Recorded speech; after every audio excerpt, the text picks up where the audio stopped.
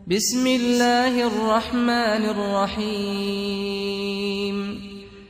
أرأيت الذي يكذب بالدين فذلك الذي يدع اليتيم ولا يحض على طعام المسكين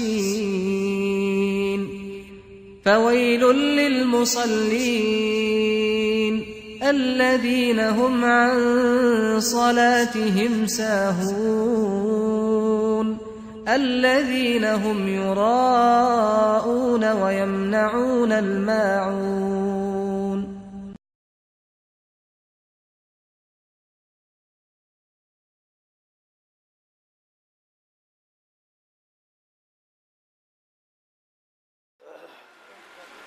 بسم الله الرحمن الرحيم الحمد لله رب العالمين والصلاة والسلام على سيدنا وحبيبنا وشفيعنا ومولانا محمد وعلى آله وأصحابه أجمعين أما بعد قال النبي صلى الله عليه وسلم خير الناس من ينفع الناس. گرامی قدر ڈاکٹر قریشی صاحب، ہلپور کے ذمہ داران اور اس کے سربراہ، معاشرے کے تباہال طبقے یعنی بیماروں کی خبرگیری کے لیے سرگرم ہونے والے اراکین اور سامعین محترم، میں سمجھتا ہوں کہ اس کانفرنس میں جن جن پہلوؤں پر گفتگو کی جانی چاہیے وہ تقریباً ہو چکی ہوگی، دینی اعتبار سے بھی، اور خاص طور پر ابھی ڈاکٹر سیدین صاحب جو مناظر دکھا رہے تھے، اس کے بعد اب اس کام کی اہمیت، اس کی ضرورت، اس کی افادیت اور یہاں کے مخلوق الحال و تباہال لوگوں کی جو تصویر کشی ہمارے سامنے آئی، اس کے بعد پھر مزید اس پر گفتگو کی ضرورت ہی نہیں ہے. تاہم میں اپنے لیے بھی سعادت سمجھتا ہوں کہ اس طرح کے اس پروگرام میں شریک ہوں جس کا مقصود بہت زیادہ غمزدہ اور مخلوق الحال و تباہال انسانوں کی خبرگیری ہے. حضرات، مذاہب کی تاریخ میں اسلام کا مقابلہ دوسرا کوئی مذہب جیسے بہت سارے میدانوں میں نہیں کر سکتا، اسی طرح سے حقوق انسانی کے میدان میں بھی دوسرا کوئی مذہب اسلام کا مقابلہ نہیں کر سکتا.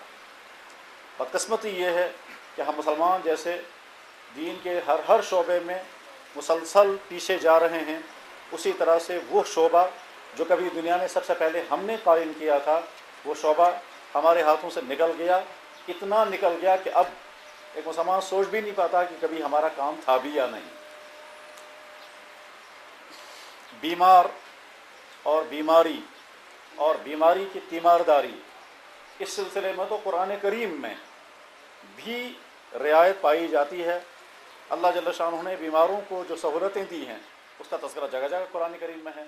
روزہ تم پر فرض ہے، ہاں بیمار ہو گئے تو مت روزہ رکھو، آئندہ رکھ لینا، تو بیمار کی رعایت کی گئی. تم گھر میں ہو نمازیں اتنی پڑھو، لیکن اگر سفر میں ہو یا بیمار ہو تو بیماری کی حالت میں تمہاری نماز ایسے ہوگی.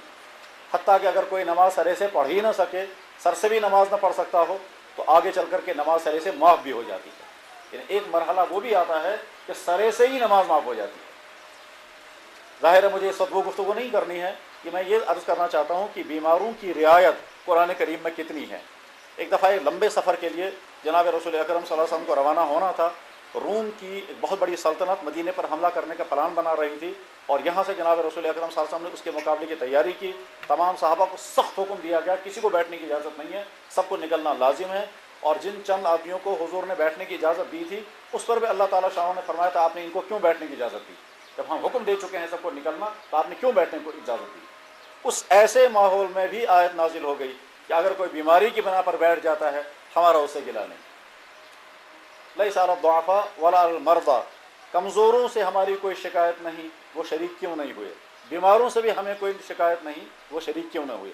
تو بیماروں کی رعایت اس درجے قرآن کریم میں ہے. خود جناب رسول اکرم صلی اللہ علیہ وسلم کا اپنا معمول بیماروں کے ساتھ کیسا تھا، اس کا اندازہ اس بات سے ہو سکتا ہے کہ ایک بہت بڑے صحابی تھے، اس کا نام تھا سعد ابن عبادہ. یہ بیمار تھے، حضرت نبی علیہ الصلوۃ والسلام خود ان کی عیادت کرنے کے لیے گئے، اور بیچ میں بہت ناگوار واقعہ پیش آ گیا جو تقریباً ناقابل برداشت ہے، مگر اس ناگوار واقعے کو آپ نے جھیل لیا، برداشت کر لیا. لیکن سعد ابن عبادہ کی عیادت کرنے کے لیے گئے. واقعہ یہ پیش آیا تھا کہ راستے میں گزرتے ہوئے ایک شخص جو لیڈر قسم کا تھا اپنے چند لوگوں کے ساتھ بیٹھا ہوا تھا. حضرت نبی علیہ السلام جب وہاں سے گزرے اور وہاں پہنچے تو حضور نے سوچا کہ کل ہی جو آیتیں نازل ہوئی ہیں میں ان کو وہ آیتیں سناؤں گا. چنانچہ اپنی سواری سے اتر گئے اور ان کو وہ آیتیں سنانے لگے تو اس شخص نے اپنی ناک پر اپنا ہاتھ رکھا اور یہ کہا کہ تمہاری بدبو سے مجھے نفرت آتی ہے. وہ نبی جس کے پسینے میں بھی خوشبو، وہ نبی جس کے جسم پر کبھی مکھی بھی نہ بیٹھی ہو، اس نبی کے سامنے ایک شخص توہین کرنے کے لیے یہ کہتا ہے کہ تمہاری بدبو سے میں تنگ آ گیا، میری مجلس میں مت آیا کرو، میرے سامنے مت آیا کرو. یہ اس کے کہنے کا مقصد تھا. اس شخص کا نام تھا ابن ابی. حضرت نبی علیہ السلام نے کچھ نہیں کیا، لیکن اتنا موڈ آپ کا تنگ ہو گیا، بہت زیادہ غمزدہ ہوئے. واپس آ جانا چاہیے تھا لیکن آگے چونکہ عیادت کرنے کے لیے جا رہے تھے اس لیے گئے، اور عیادت کرنے میں جاتے ہی پہلے کہا کہ راستے میں مجھے فلاں شخص ملا تو اس نے یہ ناگوار بات مجھے کہی. گویا عیادت کرنے کے لیے گئے، واپس نہیں آئے. اس سے بھی زیادہ عجیب سعد ابن معاذ ایک دوسرے صحابی ہیں. یہ سعد ابن عبادہ اور سعد ابن معاذ، نام دونوں کا سعد ہے، والد دونوں کے الگ الگ تھے. تو سعد ابن معاذ ایک جگہ سخت ترین زخمی ہو گئے. زخمی ہونے کے بعد ظاہر ہے ان کی تیمارداری کی جانی چاہیے تھی. ان کا بہت بڑا خاندان مدینے میں موجود تھا اور بہت مضبوط لوگ تھے وہ، لیکن حضرت نبی علیہ السلام نے فرمایا نہیں، میں ان کی تیمارداری خود کرنا چاہتا ہوں. مسجد نبوی میں ان کے لیے خیمہ لگوایا گیا. حالانکہ مسجد نبوی میں ان کا خون بھی گر رہا تھا اور وہ مسجد میں بہتا ہوا جا رہا تھا، اور دوسرے لوگوں نے شور بھی مچایا بھائی یہ خون کیسا آ رہا ہے یہاں مسجد کے اندر. لیکن نبی علیہ السلام نے سعد بن معاذ کی تیمارداری کے لیے خیمہ لگوایا تو مسجد میں، اور دو مقصد تھے ان کے. ایک مقصد یہ کہ میں خود نگرانی کروں گا ان کی بیماریوں کے، اس میں علاج کیسے ہوگا وہ دیکھوں. اور ان کو دراصل ایک وین کٹ گئی تھی اور اس وین کٹنے کے بعد خطرہ تھا اس بات کا کہ سارا خون نکل جائے گا اور ان کی وفات ہو جائے گی. بعد میں ہوا بھی وہی. لیکن بہرحال نبی علیہ السلام نے ان کو ان کے گھر نہیں جانے دیا، مسجد کے اندر ان کے لیے خیمہ لگوایا گیا. تیمارداری کا مقصود ہے. بس یہاں سے سمجھ میں آتا ہے کہ تیمارداری کا مقام اسلام میں کیا ہے، کہ جو کام اللہ کا نبی خود انجام دے رہا ہو اس کام کی اہمیت کتنی زیادہ ہے. اسی بنا پر حضرت نبی علیہ السلام بار بار فرماتے تھے مسلمان کے ذمے دوسرے مسلمان کا حقوق میں سے ایک اہم ترین حق ہے عیادت المریض، کسی بیمار کی عیادت کے لیے جانا.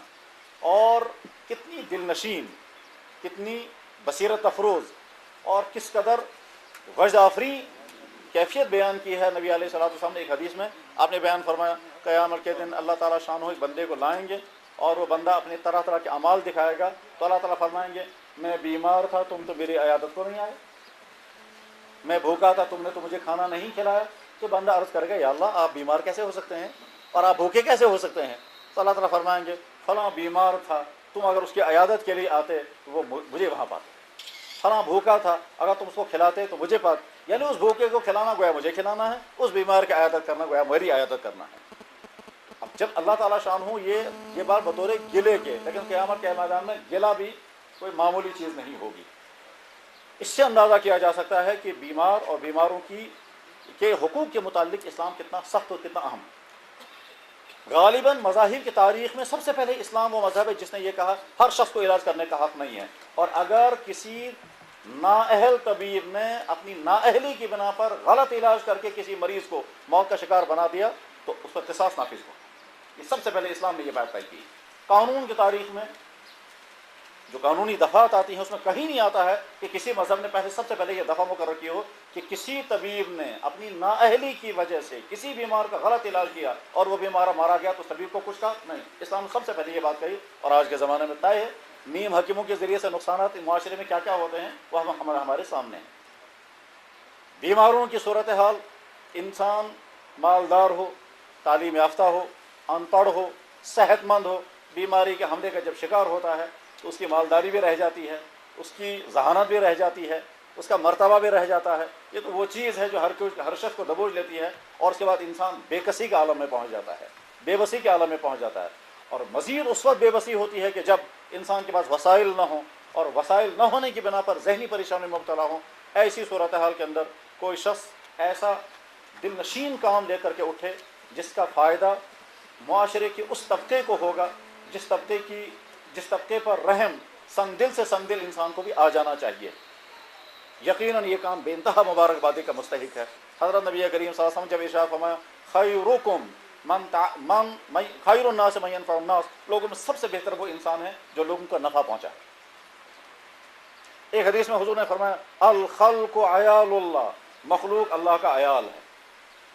اور وہاں صرف انسانوں کو نہیں کہا، مخلوق، حتیٰ کہ مخلوق میں جانور بھی، کیڑے مکوڑے بھی ہیں۔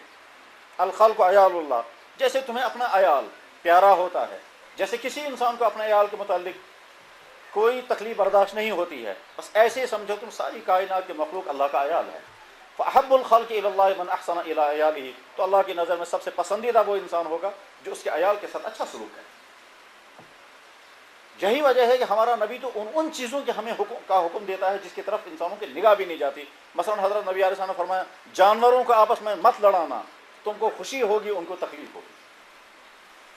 چاچے گاؤں میں بچے جانوروں کو آپس میں مرغ بازی ایک زمانے میں مغل دور حکومت میں مرغ بازی اور بٹیر بازی ہوا کرتی تھی، یہ وہ چیز کرنے والے لطف اٹھایا کرتے ہیں، بیلوں کو بیلوں سے لڑائیں گے، بھینسوں کو بھینسوں سے لڑائیں گے۔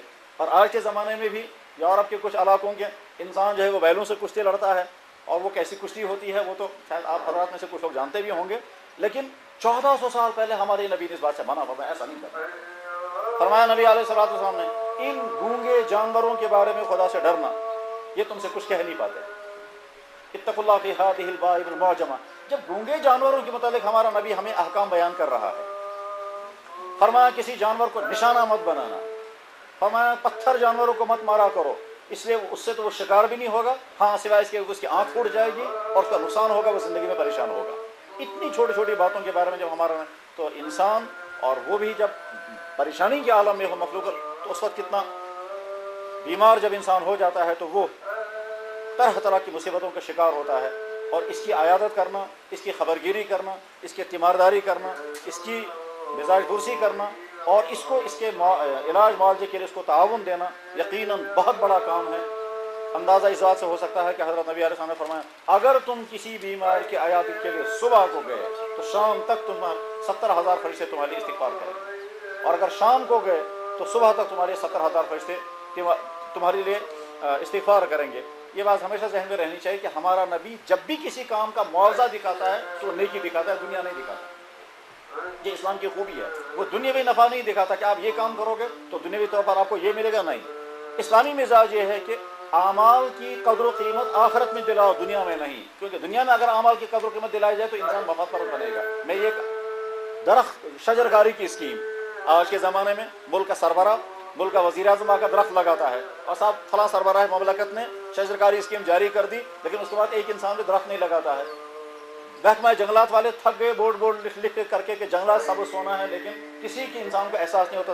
ہمارے نبی کے سامنے بھی شجرکاری اسکیم آئی تھی، اس کو حضور نے فرمایا تھا جب کوئی مسلمان ایک درخت لگاتا ہے اور اس درخت سے کوئی انسان یا جانور فائدہ اٹھاتا ہے تو اللہ تعالیٰ جنت اس کے لیے درخت لگاتے ہیں۔ جو ہی حضور نے یہ بات ارشاد فرمائی، مدینہ طیبہ میں شجرکاری کی اسکیم شروع ہو گئی، اور اگلے سال سارا مدینہ لہلا رہا تھا۔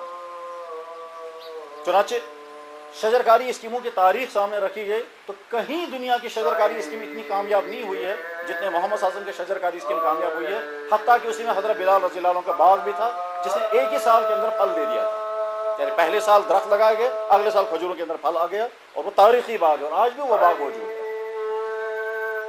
غرض تو ہمارا نبی اعمال کی قدر و قیمت آخرت میں دکھاتا ہے۔ اسی طرح سے بیماروں کی مزاج پرسی، ان کا تعاون انتہائی قیمتی، انتہائی مفید کام ہے۔ شاید کسی ڈاکٹر کو وہ خوشی کبھی میسر نہیں آ سکتی جو خوشی اس وقت اس کو محسوس ہونی چاہیے جب ایک مایوس مریض اس کو بہت ہی زیادہ درد بھرے لہجے میں شکریہ ادا کرتا ہے کہ میں تو موت کے نزدیک پہنچ گیا تھا، تمہاری محنت کی وجہ سے میں بچ گیا۔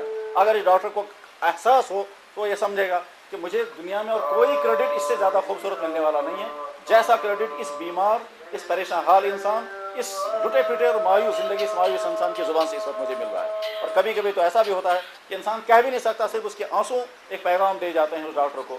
کیا اس وقت اس کی فیسیں، اس کی اپنی وہ طرح طرح کے جو اس کے تنخواہ، وہ ساری ہیج ہیں اس کے سامنے۔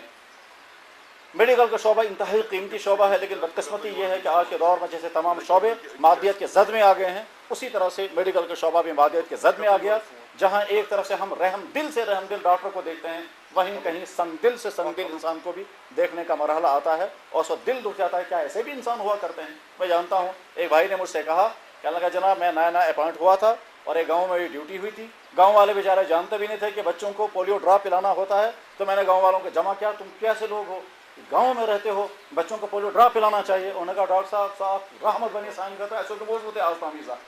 अब क्या करना है, जब हम तुम्हारे लिए साहब पोलियो ड्रॉप मंगवाएंगे। कहते अस्पताल के ज़रिए से पोलियो ड्रॉप पिलाया गया। और अगली बारी थी तो कहा साहब अस्पताल में तो आए नहीं, अलबत्ता वो जो दुकानदार दवाइयाँ बेचता है उसके पास तुम्हें वो ड्रॉप्स मिल जाएंगे। दुकानदार उसके डॉक्टर साहब ने साजबाज कर लिया और वो प्लास्टिक की थैली में पानी भरते थे और गांव वाले बेचारे अपने बच्चों को लाते थे और वो पोलियो ड्रॉप के नाम पर वो पानी पिलाया जा रहा था और उनसे पैसे वसूल किए जा रहे।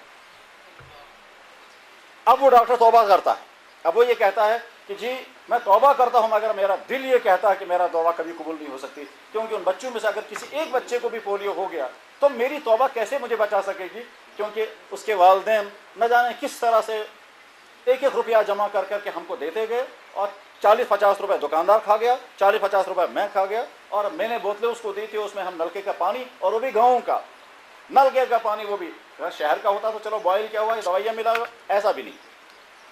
लेकिन दूसरी तरफ ऐसा भी होता है कि डॉक्टर अपनी रातें कुर्बान करता है, अपना सुकून छोड़ देता है। ऐसे डॉक्टर को भी जानता हूँ कि उसके घर में उसकी बेटी की शादी थी और उसके पड़ोस की एक बेटी, एक खातून की डिलीवरी का मसला था और वो डिलीवरी नहीं हो पा रही थी। इस डॉक्टर ने कहा यहाँ मुझे खुशी के लिए बैठना है, वहाँ मुझे इंसान बचाने के लिए जाना है।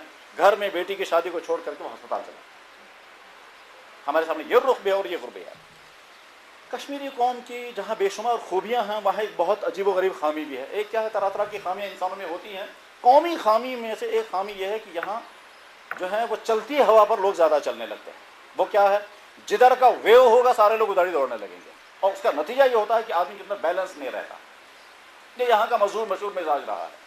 इसकी मिसालें मशहूर हैं। एक ज़माने में लोगों ने कहा कि साहब कालीन साजी में बड़ा पैसा मिलता है। लोगों ने अपने खेत बेच दिए, अपने बाग उड़ा दिए और कालीन साजी शुरू कर दी, क्योंकि साहब अमेरिका कालीन जा रहे थे उन दिनों में, तो सारे लोग कालीन, हत्ता कि लोगों ने अपने बच्चों को उठाया और कालीन साजी में लगा दिया। कुछ साल के बाद कालीन साजी की इंडस्ट्री को जवाल शुरू हो गए परेशान।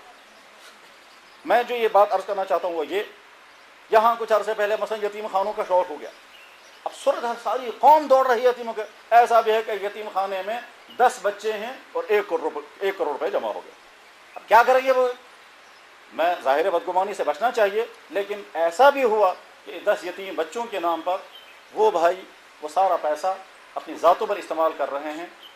ज़ाती सफ़र करना होगा तो साहब गाड़ी लाई जाएगी, हत्ता कि ज़ाती मोबाइल, क्योंकि यतीम खाने में बैठकर इस्तेमाल हो रहा है, तो मोबाइल जो है, मोबाइल का बिल जो है वो यतीम खानों से है। वजह हमारी कौम एक ही रुख पर चलने लगती। ज़रूरत है इस बात की कि उन कौम के अंदर बैलेंस पैदा हो जाए।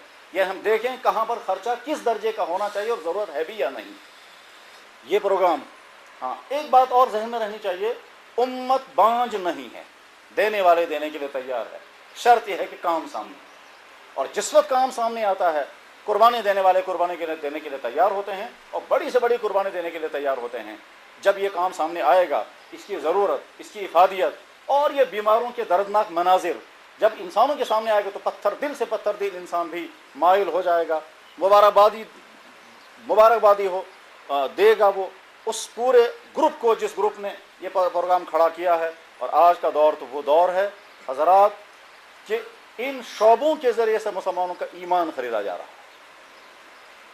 इसी श्रीनगर के एक बहुत काबिल एतमाद शख्सियत जिनको आप सब हज़रात जानते हैं, मैं नाम लेना मुनासिब नहीं समझता हूँ, जो मेडिकल ही से वाबस्ता हैं, बल्कि मेडिकल कॉलेज के एक बहुत ऊंचे ओहदे पर इस वक्त भी फाइज हैं। उन्होंने कहा कि हमने फ़लाँ जगह पर देखा, वहाँ फ़लाँ जगह से एक हमको बेइज्जती करके वहाँ से निकाल दिया। तो मैं बहुत गुस्से के साथ दारा के इलाके में पहुँचा। हमने कहा साहब हमने तो आपके लिए मेडिकल कैंप भेजा था, वो भी जर्मनी का कैंप था, तो आप लोगों ने उनके साथ क्या किया है ये।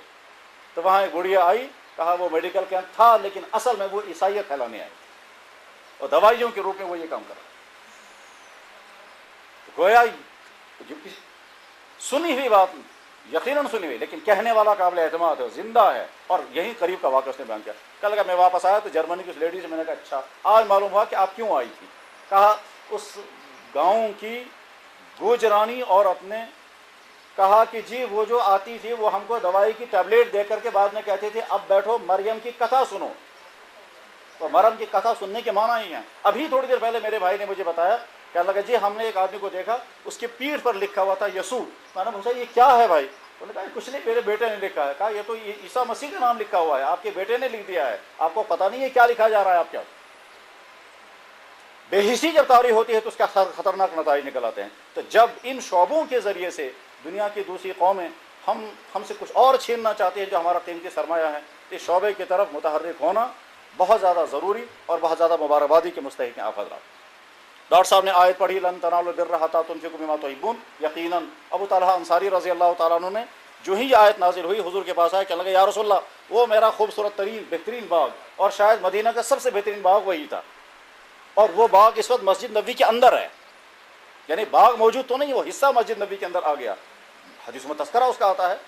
حضرت نبی علیہ السلام بار بار اس باغ میں جاتے تھے، وہاں جا کر کے کھجوریں تناول فرمائی، وہاں کا پانی پیتے تھے، وہاں چھت کے نیچے آرام بھی کرتے تھے. سخت گرمی میں وہاں جو سائبان لگایا جاتا تو اس میں جا کے بیٹھتے بھی تھے، اور بہت خوشی تھی ابو طلحہ انصاری کو کہ حضور میرے باغ میں آتے ہیں. لیکن جب آیت نازل ہو گئی تو ابو طلحہ نے کہا یا رسول اللہ آپ کو معلوم ہے اب بیرہا کا باغ مجھے کتنا پیارا ہے، لیکن آیت نازل ہو گئی ہے، سارا باغ میں آپ کی خدمت میں پیش کرتا ہوں، جہاں چاہیں خرچ کریں. یہ تھا امت کا مزاج. امت کا مزاج یہ تھا ہم بھوکے رہیں گے دوسرے کو کھلائیں گے. امت کے مزاج ہم ننگے رہیں گے دوسرے کو پہنائیں گے. ہماری ہی تاریخ کا وہ واقعہ اللہ، حضرت عمر خلیفہ بنے، ابو بکر صدیق کی وفات ہو گئی، چاروں طرف سے مبارکبادیاں، کچھ لوگ پریشان تھے، کیا سخت مزاج آدمی آ گیا. کچھ لوگوں نے کہا گھر سے باہر مت نکلنا، کچھ نہیں معلوم کس چیز پر درے پڑ جائیں گے. حضرت عمر نے لوگوں میں صفائی کی، بھائی میں سخت مزاج ضرور ہوں، مگر ابو بکر کی اس نرم مزاجی کی وجہ سے میں بیلنس قائم کرنے کے لیے نرم سختی کرتا تھا. اب بہرحال مجھے ظلم کسی پر نہیں کر. ایک بڑھیا کے بارے میں معلوم ہوا کہ وہ افسوس کر رہی ہے عمر کیوں خلیفہ بنا. کچھ لوگ یہ آپ کو کیا بات ہو گئی ہے، کہنے لگا مجھے افسوس ہے یہ عمر کیوں خلیفہ بن گیا. یہ کیوں؟ اس نے عجیب بات سنائی. کہنے لگا ابو بکر خلیفہ تھا، میں بڑھیا ہوں، اٹھ نہیں پاتی، میری ٹانگوں میں جان نہیں ہے، میرا بیٹا تھا وہ شہید ہو چکا ہے، خامند ہے وہ بھی شہید ہو چکا ہے، اور کوئی اولاد نہیں.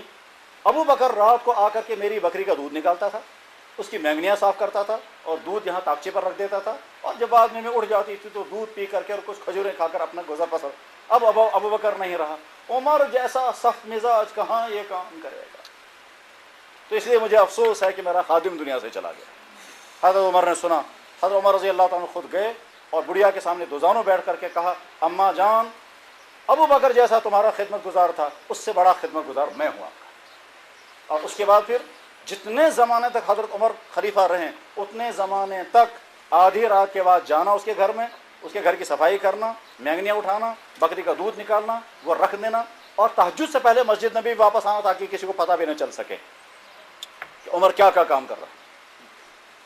حضرت عمر ہی کا واقعہ ہے کہ جب رات کو راؤنڈ لگا رہے تھے حالات ٹھیک ہیں یا نہیں، کسی پر کوئی ظلم تو نہیں ہو رہا ہے، تو ایک عورت درد ذہن میں مبتلا ہے اور باہر ایک بیچارہ بدو آدمی بیٹھا ہوا پریشان ہے. اس سے پوچھا تم کہاں کے ہو؟ انہوں نے کہا جی فلاں علاقے کے. یہاں کیسے آئے ہو؟ یہ کل پہنچے ہیں. تم باہر کیوں پریشان ہو؟ کہ میری بیوی کو درد ذہن ہو رہا ہے، کوئی پوچھنے والا نہیں ہے. حضرت عمر فوراً گھر آ گئے اور اپنی اہلیہ سے کہا اس وقت جنت کمانے کا وقت ہے، جلدی چلو. انہوں نے کہا جی ٹھیک. چنانچہ گئے، بیوی کو لے کر گئے خیمے کے اندر جاؤ، اس خاتون کی مدد کرو. اب حضرت عمر رضی اللہ عنہ نے سوچا اگر اس کو پتہ چل گیا میں کون ہوں تو یہ بیچارہ لرز جائے گا. عمر کے نام سے تو روم اور ایران کے حکمران گھبرا جاتے تھے، اور تھی بھی ان کی حالت ایسی کہ اگر غصہ آ جاتا تھا تو ان کے بال کھڑے ہو جاتے تھے، اور غصے کی حالت کو دیکھ کر دوسرا بھی گھبرا جاتا تھا. قدرتی رعب تھا. واقعات بے شمار اس کے ہیں. بہرحال حضرت عمر نے سوچا اس کو پتہ نہیں چلنا، اس کی مزاج کی باتیں کریں گے. تو آج بیٹھے، اچھا جی بکریاں کتنی ہیں تمہارے پاس؟ کہنے لگا جی اتنی ہیں. اچھا دودھ بھی دیتی ہیں کچھ؟ ہاں جی دودھ بھی دیتی ہیں. اچھا جنگلوں کی زندگی کیسی ہوتی ہے؟ بڑی مزیدار زندگی ہے. وہ بھی سوچ رہا ہم مزاج کوئی مل گیا، باتیں ہو رہی ہیں، یہ اپنی بیوی کو بھیج چکا ہے اندر. تھوڑی دیر میں اندر سے آواز آئی. حضرت عمر کی اہلیہ نے کہا امیر المومنین، اپنے دوست کو خوشخبری سنا یہ بیٹا پیدا ہو گیا. اس کو بیٹا پیدا ہونے کی خوشخبری نہیں، اس کو تو گھبرا گیا میں نے ان کے ساتھ باتیں کیا کیا کی ہیں، تو امیر المومنین ہے. وہ کہنے لگا حضرت بیٹے کے بعد میں یہ بتائیے کوئی غلطی تو نہیں ہوئی مجھ سے، مجھے معاف کر. حضرت عمر نے کہا کوئی غلطی نہیں، صبح میرے پاس آ جانا، آج ہی سے اس بچے کا وظیفہ بیت المال سے جاری کر دیا جائے گا. یہ تھا امت کا مزاج. یہ بات تک چلتا رہا ہے. حضرت اورنگزیب عالمگیر کیا کبھی اسی طرح کا واقعہ ہوا ہے. بہرحال ہماری تاریخ بڑی روشن تاریخ تھی. بیماروں کے لیے تڑپنا، بیماروں تک پہنچنا، ان کی خبر گیری کرنا. شاید ہو سکتا ہے کہ ایک انسان ساری رات نفلیں پڑھے اور ایک ڈاکٹر کسی بیمار کے لیے ساری رات جاگے، ممکن ہے وہ زیادہ اجر پا جائے گا بمقابلے اس نفل پڑھنے والے کے، اگر اس کے اندر ریا ہوا اور اس کے اندر اخلاص ہوا. میں مبارکباد پیش کرتا ہوں اس ہلپور کے تمام اراکین کو، اس کے منتظمین کو، کہ اخلاص کے ساتھ، دیانتداری کے ساتھ، بہت حزم اور احتیاط کے ساتھ ڈاکٹر سعید احمد صاحب نے بہت ایک قیمتی بات بیچ میں کہی، شاید ان کو خود اندازہ بھی نہیں رہا ہوگا وہ بیچ میں کیا کیا کہتے جا رہے ہیں. انہوں نے ایک بات بہت بیچ میں کہی کہ زیادہ مستحق کا انتخاب کرنا بہت مشکل ہے. ہمارے مزاج میں استحصال بھی ہے. استحصال کیا ہے؟ جو ہی لوگوں کا پتہ چل جائے کہ ہاں مفت دوائیاں ملتی ہیں، بس اس کے بعد پھر ایک آدمی کو ضرورت نہیں ہے تب بھی آئے گا ہے نو پاتر پیمتیشن کا، وہ ایسے آزار پیش کرے گا کہ آپ کو رحم آ جائے گا. اور اس وقت اگر آپ نے اس کی باتوں کو سن کر کے رحم کھا کر اس کو دیا اور اس کے بعد کوئی دوسرا آ گیا جو واقعی مستحق تھا اور وہ زیادہ بول نہ سکا آپ کے سامنے، تو ٹھیک ہے آپ نے جان بوجھ کر تو ایسا نہیں کیا، لیکن کسی کی چرب زبان سے متاثر ہو کر آپ نے غیر مستحق کو دے دیا اور مستحق کو محروم کر دیا. اور یہ وہ چیز ہے کہ حضرت نبی علیہ السلام کے سامنے بھی ہوئی. حضرت نبی علیہ السلام نے فرمایا میرے سامنے دو فریق آتے ہیں، ایک تیز زبان ہوتا ہے، میٹھی بولنے والا ہوتا ہے، دلائل زیادہ دیتا ہے اور وہ مجھ سے اپنے حق میں فیصلہ کرا لیتا ہے، اور دوسرا آدمی کم گو ہوتا ہے اور میں اس کے خلاف فیصلہ کرتا ہوں حالانکہ حق اس کا ہے. تو فرمایا یہ جو میں نے اس کے حق میں فیصلہ کر دیا یہ مت سمجھنا کہ میں نے اس کے حق میں فیصلہ کر دیا، یہ تم مجھ سے آگ کے انگارے لے کر جا رہے ہو. ایسے وقت میں آپ کا انتخاب بہت، اسی طرح سے دیانتداری بہت زیادہ ضروری ہے. اس میں بیچ میں شیطانی حملے بھی ہو سکتے ہیں.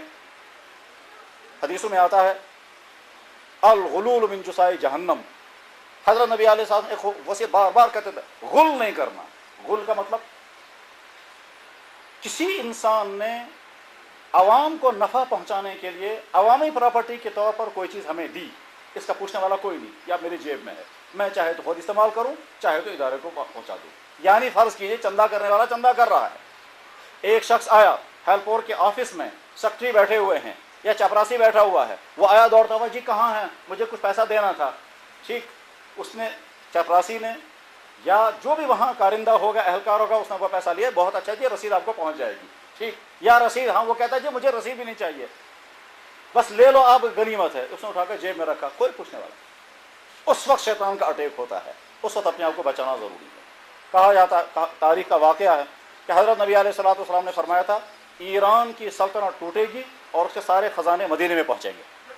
ٹھیک، جس وقت ایران کی سلطنت کے ساتھ مسلمانوں کا مقابلہ ہوا اور کسرا مارا گیا اور اس کا سارا مال اور دولت اور دنیا کا سب سے بڑا قالین جمع کر کے مدینہ طیبہ پہنچایا گیا، اس میں کسرا کا وہ کنگن بھی تھا جو دنیا کا سب سے قیمتی کنگن تھا. وہ قیمتی کنگن ایک آدمی لے کر کے آیا اور اٹھا کر کے جہاں مال غنیمت جمع ہو رہا تھا وہاں اٹھا کے پھینکا. جو وہ منتظم تھا مال غنیمت جمع، وہ جلدی سے اٹھا، اس نے تھیلا کھولا، اس میں کیا ہے؟ تو اس نے دیکھا کنگن. اس شخص کو بلایا بھائی بات سنو. اس نے کہا مجھے اس وقت کوئی بات نہیں کرنی ہے. بھائی اپنا چہرہ مجھے دکھا دو. کہنے لگا مجھے چہرہ بھی نہیں دکھانا ہے. بھائی میں دیکھنا چاہتا ہوں تم جیسا ایماندار، اتنی قیمتی چیز تمہارے ہاتھ میں آئی، تم اگر جیب میں رکھتے تو کون پوچھتا تمہیں؟ اس نے کہا جس کے لیے میں نے یہ کام کیا ہے وہ جانتا ہے میں کون ہوں، میں نے اس کے لیے کیا ہے، میں آپ کو چہرہ دکھانے کے لیے نہیں کیا. یعنی گویا ایمانداری ایسی چیز ہے. تو ایسے وقت میں اپنے آپ کو بچانا ہوتا ہے، اور خدا نہ خاصہ اگر کہیں خطا آدمی کھا جاتا ہے تو اس کا زوال پوری ادارے پر آ جاتا ہے. مجھے یاد ہے ایک میرے بھائی نے مجھے کہا تھا کہ جی واللہ عالم آپ تک یہ بات پہنچی ہے ابھی یا نہیں، ممکن ہے پہنچی ہوگی اور ممکن ہے نہیں پہنچی ہوگی. ایک بھائی نے مجھے کہا تھا کہ جی میں ہیلپور کے دفتر پر تھا یا دفتر کے دروازے پر تھا اور وہاں حضرت نبی علیہ الصلوۃ والسلام کی مجھے زیارت ہوئی. ممکن ہے وہ بھائی یہاں موجود ہوں گے جنہوں نے یہ بات مجھے کہی تھی. اس لیے بہت زیادہ احتیاط، بہت زیادہ حزم، بہت زیادہ محتاط اور بہت لگن کی ضرورت ہے. وہ لمحے جو کہ انسان کے اپنے پیٹ اور اپنے ذاتی ضروریات پورا کرنے کے لیے گزریں، ان لمحوں سے بے انتہا زیادہ قیمتی وہ لمحے ہوں گے جو کسی بیمار کی عیادت، کسی بیمار کی خبر پرسی، کسی بیمار کو آرام پہنچانے کے لیے گزریں. گفتگو اس سے زیادہ کی جا سکتی تھی، لیکن بہرحال آپ صبح سے اب تک تمام پہلوؤں پر گفتگو سن چکے ہیں. یہ پروگرام مختلف علاقوں میں بار بار ہوں گے، لوگوں کے سامنے اس کی جو سارا منظر آئے گا جو ڈاکٹر سعیدین صاحب دکھا رہے تھے. سادات کی تو ذمہ داری ہے، سادات کا فرض ہے. تو یقیناً جو ہی انسانوں کے سامنے صورتحال آتی ہے اور یہ مناظر آتے ہیں، اور ڈاکٹر صاحب قریشی صاحب فرما رہے تھے یہ تو بہت چھوٹا سا ہے، اس سے زیادہ بھیانک مناظر ہمارے سامنے گزرتے ہیں. اسی لیے ہمارے یہاں کتاب میں لکھا ہوا ہے سب سے زیادہ رحم دل ڈاکٹر کو ہونا چاہیے، کیونکہ رحم دلی کے مناظر تو صبح سے شام تک وہ دیکھتا رہتا ہے. وہ سخت مزاج نہیں ہونا چاہیے اور صبح سے شام تک وہ غم زدہ انسانوں میں رہتا ہے. تو یقیناً ان کے سامنے اس سے زیادہ بھیانک مناظر ہوتے ہیں. کبھی کبھی ایسا بھی ہوتا ہے مایوس ترین مریض डॉक्टर की दवाई से उतना खुश नहीं होता जितना उसके नरमी के 2 जुमलों से। वो कहता है कि ही फिक्र चंद का शाम था ठीक। अब वो ठीक होगा या नहीं होगा, लेकिन जो ये जुमले बोलता है, इन जुमलों की कदर कीमत का खुद उसका अंदाजा नहीं होता, ये कितने मौसर होते हैं उसका। वो जुमले हम बोलेंगे, वो जुमला कोई रिश्तेदार बोलेगा, उनकी उतनी तासीर नहीं होती है जितने डॉक्टर के ये जुमले नफ्सियाती तौर पर बीमार को ठीक करते हैं। और ये तजर्बे की बात है कि जिस वक्त हम बीमार होकर, मुझे खुद अपना याद है एक दफ़ा जब मुझे किडनी की तकलीफ हुई और सारी रात में तड़पता रहा और साथ में ये समझता था ये तो पता नहीं कौन सी बीमारी है, तो अब मैं ठीक हो ही नहीं सकता। सुबह को डॉक्टर ने कहा तुम 15 मिनट में ठीक हो जाओगे। मैंने कहा जी ये मुमकिन है 15 मिनट में? कहने लगा मुमकिन नहीं, अभी ठीक हो जाओगे तुम। मैंने कहा जी मैं तो नहीं समझता मुमकिन है, मैं तो समझता हूँ शायद मैं बच नहीं सकूँगा। वो कहता भाई 15 मिनट में। उसने कोई इंजेक्शन लगाया, वैरालगाम लगाया होगा उस ज़माने में, या क्या लगाते होंगे, 12 पेन किलर लगाया, तो 15 मिनट बाद क्या 10 मिनट मुझे नींद आ गई। मैं कह रहा वो 15 मिनट से पहले मुझे उसकी बातों से इतनी ठंडक महसूस हुई कि वो आज तक मुझे याद है। इसी तरह से बहरहाल हम अपना कीमती पैसा ज़रूर इस पर खर्च करते रहें, और इनकी जिम्मेदारी है कि ईमानदारी के साथ, हज़्म और एहतियात के साथ। ईमानदारी की तारीफ हज़रत उमर इब्न ख़त्ताब रज़ी अल्लाह तआला अन्हु रात को बैठकर हिसाब लिख रहे थे बैतुल माल का। दरवाजे पर आवाज़ दी गई, हज़रत उमर उठे, दरवाजे पर पूछा कौन है? उन्होंने कहा अली, यानी हज़रत अली रज़ी अल्लाह अन्हु। हज़रत उमर ने दरवाज़ा खोलने से पहले ही पूछा अपने ज़ाती काम के लिए आए हो या मुसलमानों के काम के लिए? उन्होंने कहा जी ज़ाती काम के लिए। हज़रत उमर ने कहा ज़रा रुको, चराग जाके बुझा दिया, फिर वापस आए और कहा अब अंदर आ जाओ। उन्होंने कहा जी अंदर तो अंधेरा हो गया अब, और आपने चराग क्यों बुझाया? फरमाया बैतुल माल का चराग है, ज़ाती गुफ्तगू के दौरान उसको इस्तेमाल नहीं किया जा सकता।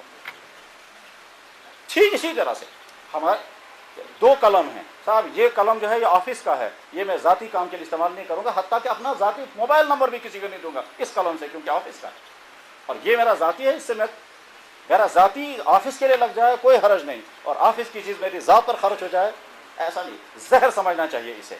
मुझे हमारे बुजुर्गों में गुजरे हज़रत मौलाना खलील अहमद सहारनपुरी, उनके पास अगर कोई मसला पूछने के लिए आता था तो क्लास रूम में बैठे हैं जहाँ से सबक पढ़ाना है, मसला पूछने के लिए आता था, कहने लगा भाई यहाँ बैठ कर नहीं बता सकता मैं मसला, क्योंकि इस जगह मैं बैठा हूँ सिर्फ क्लास लेने के लिए, मसले के लिए तो मैं उस कुर्सी पर बैठूंगा तब मसला पूछने आना, और अगर इस जगह बैठ के मैंने मसला बताया तो मैं खयानत कर जाऊँगा, इसलिए कि ये चटाई मुझे दी गई है इन बच्चों को पढ़ाने के लिए। तो इसी तरह से डॉक्टर ड्यूटी के दौरान नुस्खा लिख रहा है, मरीज खुश हो गया है, मेरी तरफ से गिफ्ट कहना चाहिए नहीं साहब इस वक्त मैं तनख्वाह ले रहा हूँ इसकी, मुझे इस वक्त आपकी फीस भी नहीं लेने की इजाज़त है, क्यों? इस टाइम की मैं तनख्वाह ले रहा हूँ गवर्नमेंट से। इतना एहतमाम के साथ, इतनी एहतियात के साथ जब आदमी काम करता है तो अल्लाह के यहाँ भी कबूलियत होती है और इंसानों की तरफ से भी दुआएँ मिलती हैं। अल्लाह जल्ल शानहू आपके इस प्रोग्राम को मुफीद से मुफीद तर बनाए, आपकी रुकावटें दूर हों, लोगों का रुजू हो, और आप अमानतदारी और दयानतदारी के साथ इस काम को करते रहें, और ये काम आपके लिए आखिरत का बेहतरीन ज़ख़ीरा बन जाए। व आखिर दावाना अल्हम्दुलिल्लाह।